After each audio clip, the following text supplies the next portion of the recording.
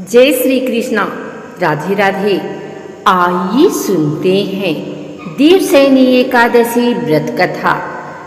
धर्मराज युधिष्ठिर ने कहा, हे केशव, आषाढ़ शुक्ल एकादशी का क्या नाम है? इस व्रत के करने की विधि क्या है और किस देवता का पूजन किया जाता है? श्री कृष्ण कहने लगे कि हे युधिष्ठिर, जिस कथा को ब्रह्मा जी ने नारद जी से कहा था वही मैं तुमसे कहता हूँ। एक समय नारद जी ने ब्रह्मा जी से यही प्रश्न किया था। तब ब्रह्मा जी ने उत्तर दिया कि हे नारद, तुमने कलियुगी जीवों के उद्धार के लिए बहुत उत्तम प्रश्न किया है, क्योंकि देवशयनी एकादशी का व्रत सब व्रतों में उत्तम है।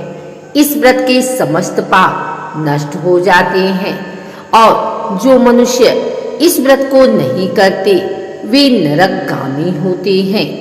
इस व्रत के करने से भगवान विष्णु प्रसन्न होते हैं। इस एकादशी का नाम पद्मा है। अब मैं तुमसे एक पौराणिक कथा कहता हूँ, तुम मन लगाकर सुनो।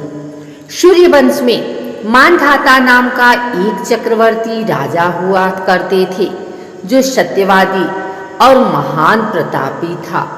वह अपनी प्रजा का पुत्र की भांति पालन किया करता था।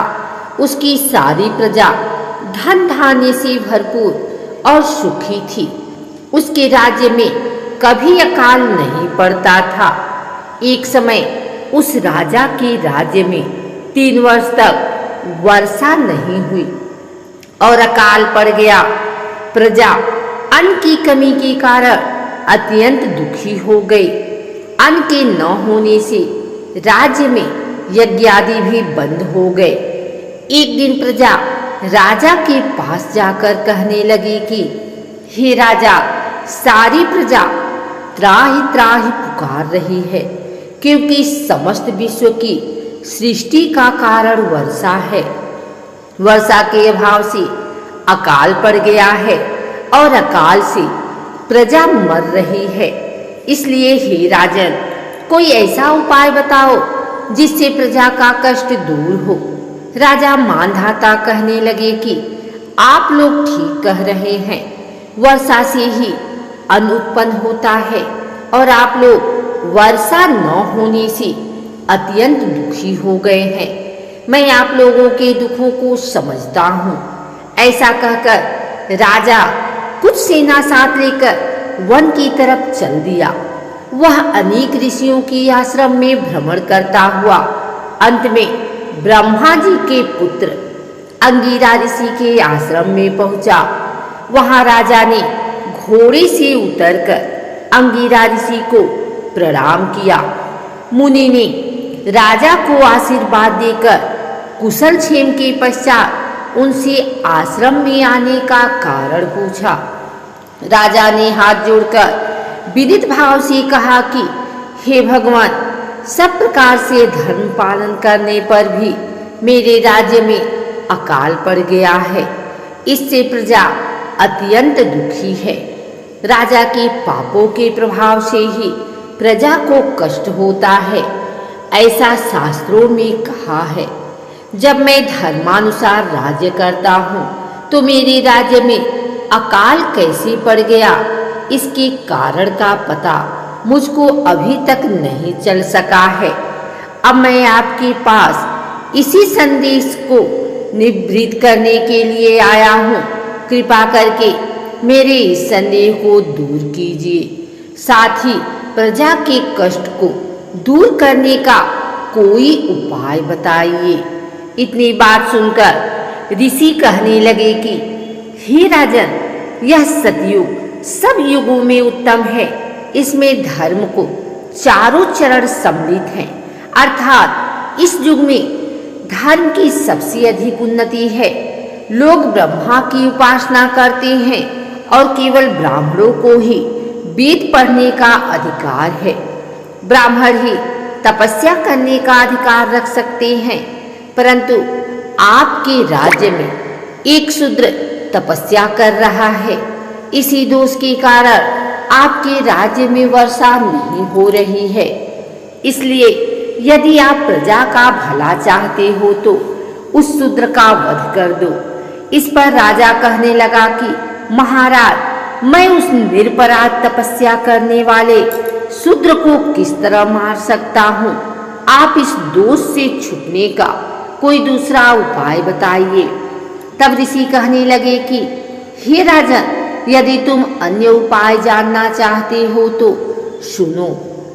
आषाढ़ मास के शुक्ल पक्ष की पद्मा नाम की एकादशी का विधि पूर्वक व्रत करो। व्रत के प्रभाव से तुम्हारे राज्य में वर्षा होगी और प्रजा सुख प्राप्त करेगी, क्योंकि इस एकादशी का व्रत सब सिद्धियों को देने वाला है और समस्त उपद्रवों को नाश करने वाला है। इस एकादशी का व्रत तुम प्रजा सेवक तथा मंत्रियों सहित करो। मुनि के इस वचन को सुनकर राजा अपने नगर को वापस आया और उसने विधि पूर्वक पद्मा एकादशी का व्रत किया। उस व्रत के प्रभाव से वर्षा हुई और प्रजा को सुख पहुंचा।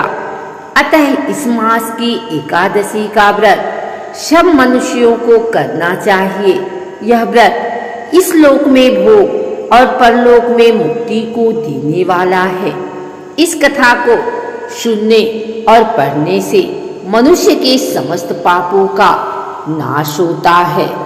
व्रत करने वाले साधकों को देवसैनी एकादशी के दिन सुबह जल्दी उठकर पवित्र स्नान करना चाहिए।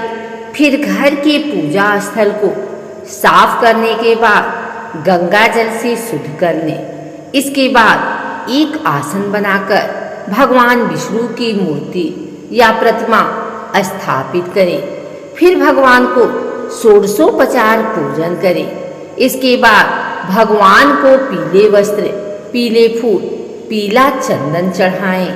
फिर भगवान के हाथों में शंख, चक्र, गदा और पद्म सुशोभित करें। इसके बाद भगवान को पान, सुपारी अर्पित करें। फिर धूप, दीप और फूल चढ़ाएं।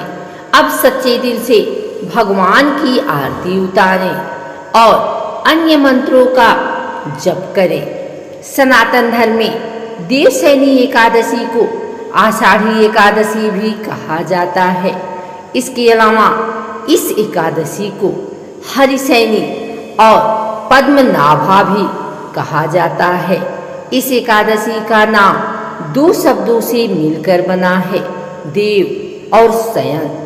यहाँ देव शब्द का भगवान विष्णु के लिए उपयोग किया गया है और शयन शब्द का अर्थ है सोना। मान्यताओं के अनुसार इस दिन से भगवान विष्णु 4 महीने के लिए क्षीर सागर में शयन के लिए चले जाते हैं। कहा जाता है कि जो जातक देवसैनी एकादशी का व्रत करते हैं उनके सारे दुख दर्द दूर हो जाते हैं और उनकी सारी मनोकामना पूर्ण होती हैं।